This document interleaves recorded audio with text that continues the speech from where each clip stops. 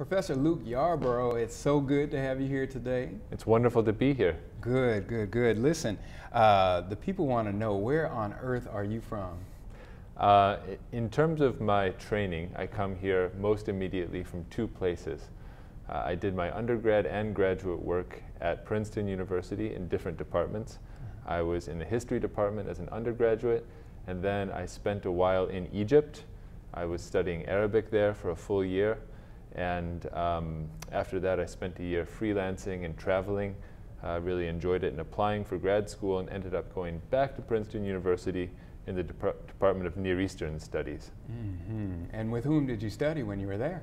There I studied with, primarily with Michael Cook, who's a historian of early and medieval Islam, and also Mark Cohen, who's a historian of Jews in the Middle East in the pre-modern period, and a number of others as well. Okay. Now, I understand that you've been contracted for a brand new book that's coming out. Congratulations for that. Thank you. And tell us the title of the book. Yeah. The title of this initial book, it's actually sort of a prelude to a larger book that I hope to write. It's an edition and translation of a 13th century polemical work that arises from some competition in the Egyptian bureaucracy between people of different religions. So in this case, the author was a Muslim, and he was writing against some of his Christian competitors. This was a time when there was a lot of religious animosity that was used for political and economic reasons in the Egyptian government.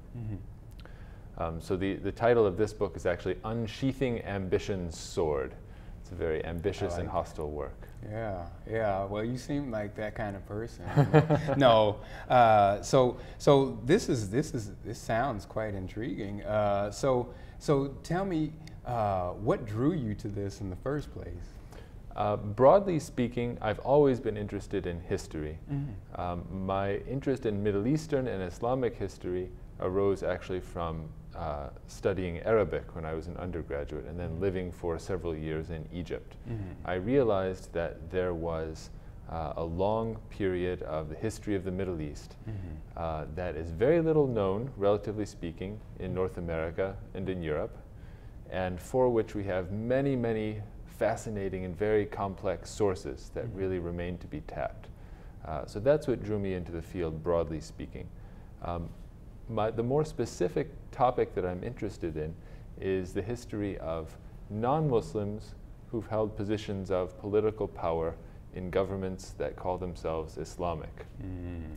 So it seemed like a paradox to me that so often, from Spain to Central Asia, you have cases in which powerful administrators, generals, ambassadors for what we popularly call Islamic states are actually Christians or Jews. So it was this paradox that drew me into the topic and kind of continues to drive my interest in it. Yeah, that is very interesting. And so tell me about this next larger project that you're working with. Well, this will be an attempt to write the history of Islamic thought on this very issue. So from the very earliest days of Islamic history, scholars and bureaucrats in various states and empires debated the question of, should there be non-Muslim officials, people holding power who aren't Muslims in this state? And there were lively debates over the years in the discourses of Islamic law, in political thought. And so what I'm trying to do is to trace the arc of that debate from its very earliest days down to about the 14th century.